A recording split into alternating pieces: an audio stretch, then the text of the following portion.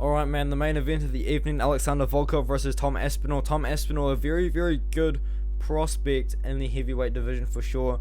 4 wins in the UFC, 4 finishes in the UFC. Knocked out Sergey Spivak in a win that has aged pretty well. Submitted Andrei Arlovski in a win that has aged pretty well. Knocked out Alan Baudot. I mean, is what it is. Knocked out Jake Collier, and Jake Collier's come back with a win as well over Chase Sherman, and prior to that he was just fighting over at Cage Warriors, beating guys on the regional scene.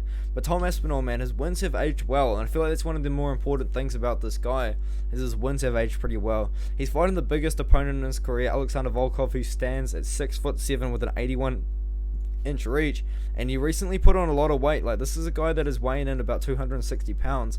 At one point he was weighing in about 230 pounds, so he's really made that commitment to heavyweight, put on a bit of weight, put on a bit of muscle, and here he is fighting at the top of the heavyweight division. Very, very good kickboxer. As Alexander Volkov had a relatively competitive fight with Cyril Gane, where he won one of those rounds in the kickboxing aspect of it, and he knocked out Alistair Overeem in an upset, because, well, not really an upset, but Alistair Overeem was kind of hyped up to potentially have another title run in him. When he finished off Alistair Overeem, that kind of crushed that there. Knocked out Walt Harris, who slept Sergey Spivak in like under a minute, I think, and also Curtis Blades beat him.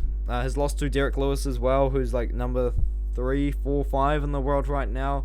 He was beating Curtis Blades on the feet until he was beating Derek Lewis on the feet until Derek Lewis ended up knocking him out at the end of the 3rd round.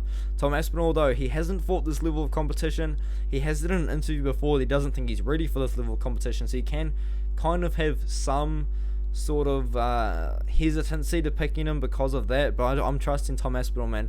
He's so fast, he's got such good boxing, he's been training with Team Fury, so that probably means that he's been sparring with Tyson Fury, right? He's been training boxing with Team Fury. He's also got a pretty good wrestling game as well. I mean, he kind of just like spear tackled Andrei Arlovski up against the cage and then submitted him, so I guess that was pretty cool, and showed that he does have some sort of wrestling. But I do think most of the fight is going to be taking place on the feet.